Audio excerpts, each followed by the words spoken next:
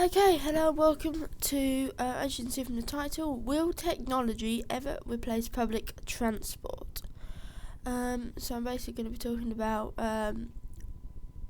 whether technology is going to be a replacement for public transport, or maybe not, I don't know. But there is some news of some driverless pods in Heathrow Airport, which basically means you get in that little pod, you tell it where to go on like a touchscreen monitor, you hop into a pod, you press a button, it closes the doors, it's like you're inside, it's only you inside, and then that takes you to wherever you want to be.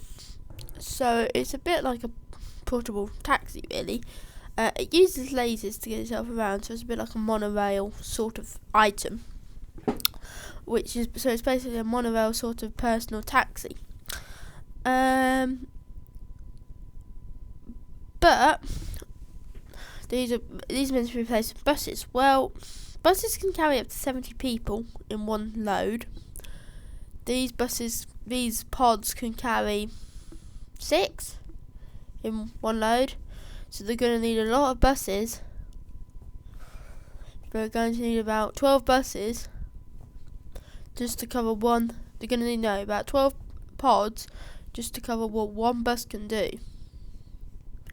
So, and they're also going to put, obviously, if these pods come into action, they're also going to put a lot of bus drivers out of work as well, because the bus drivers obviously aren't going to have a job, because the pods, the buses that they're being driven are now being replaced by these pods, which drive themselves. So yeah, but Google are making a driverless car, so maybe one day they could make a driverless bus. Certainly in places like Cambridge and the big cities, they are doing them things with the bus like monorails, now called the guided bus, where you just drive the bus on, the wheels lock on, and then it goes up a train track. So it's a bit like a bus train sort of item. So that's sort of driverless. So it's driverless, but Google's car is actually driverless. You don't actually have to drive it anywhere.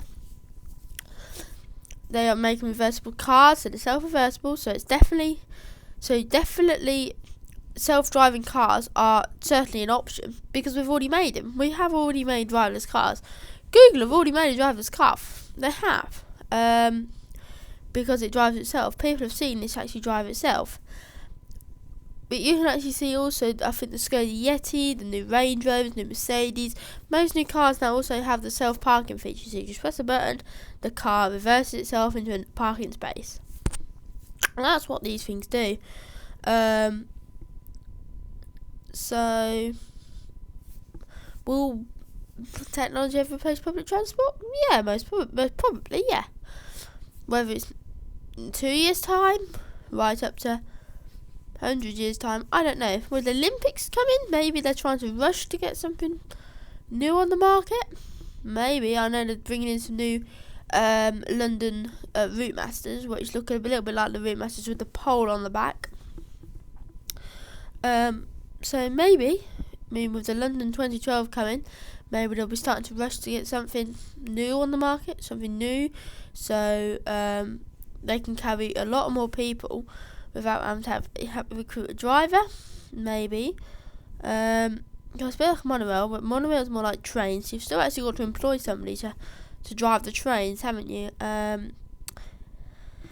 Yeah, I personally feel safer driving on the floor rather than in the air, because I just don't really want that to happen and fall to the floor.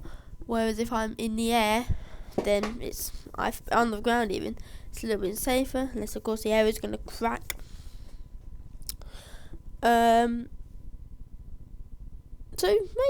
maybe